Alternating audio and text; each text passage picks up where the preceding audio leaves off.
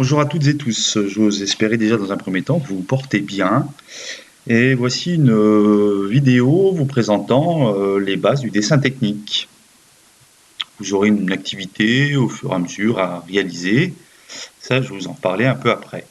Alors, si nous regardons un solide, nous allons tenter de découvrir chacune de ses formes. Comme cela, au travers de cette seule représentation, c'est difficile de se faire une idée précise de cette pièce. Pour ce faire, on va essayer de se déplacer notre regard, notre point de vue, en essayant d'avoir des renseignements supplémentaires. En l'occurrence, si on regarde de côté, nous allons voir une forme qui n'apparaissait pas sur les autres vues, en l'occurrence cette petite rainure. Tout ceci a amené le mécanicien à définir une pièce en perspective, en l'occurrence ici une perspective isométrique, mais aussi sous la forme d'autres vues. Nous allons, en l'occurrence ici, voir trois vues. La première, qui est la vue de face, qui est celle que l'on voit lorsque l'on se place, on va dire, face à l'objet, mais surtout celle qui va nous donner le maximum de renseignements. Une vue de gauche, vue de gauche par rapport à la position de l'observateur. Initialement, étant en face, il se déplace sur la gauche, il regarde comme ceci, et qu'est-ce qu'il voit? Il voit donc cette vue-ci. On va appeler vue de gauche. Remarquez déjà que cette vue est placée à droite de la vue de face. Nous aurons l'observateur, j'ai ma petite flèche ici, qui va regarder en ce sens, et nous allons avoir la dimension de représentation de la vue de gauche ici. Et la vue de dessus, idem, l'observateur se place au-dessus de l'objet, et nous allons représenter cette vue de dessus en dessous de la vue de face.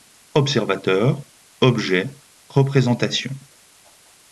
Alors en dessin industriel, plusieurs types de traits nous permettent de représenter ces différentes formes que nous connaissons déjà. Le trait fort qui permet de dessiner des arêtes qui sont visibles, celles qui sont vues.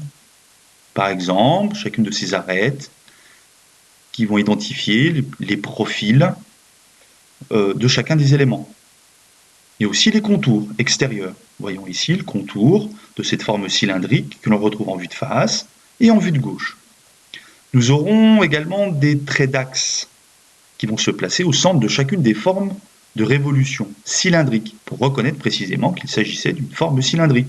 Là, en vue de face, en l'occurrence, la représentation en projection du cylindre, c'est un rectangle, et pour le pavé, c'est aussi un rectangle. Donc comment le dissocier? En mettant en place un trait d'axe, trait mixte fin. Hop, nous l'avons également ici en vue de dessus, sous la forme d'une croix en trait mixte fin. Et nous aurons également ce qu'on va appeler des traits interrompus, des pointillés, qui vont permettre de représenter tout ce que l'on ne voit pas, donnant ainsi des informations complémentaires. Par exemple, cette rainure, en vue de face, elle n'est pas visible, néanmoins, la surface du dessous peut être modélisée par ces petits traits en interrompu, idem en vue de dessus. Et voilà, le dessin est presque terminé. Bien sûr, tout ceci sera dessiné sur une feuille, vue de face, vue de dessus, vue de gauche. Nous allons mettre un cadre autour pour délimiter l'espace de dessin, rajouter éventuellement cartouche. On va supprimer le nom des vues et nous allons faire en sorte de bien répartir chacune de ces vues, de manière à être le plus lisible possible. Car l'étape suivante sera de mettre en place des éléments de cotation pour dimensionner totalement notre objet. Enfin, ou presque. Alors, je vous invite à prendre une feuille et à représenter, suivant trois vues, cet objet. Il n'y a pas de dimension particulière, essayez de garder un peu les proportions. La suite, dans une prochaine vidéo, qui va concerner encore cette méthode, appelée méthode européenne de projection des vues pour une pièce. Merci, bon courage, bon travail.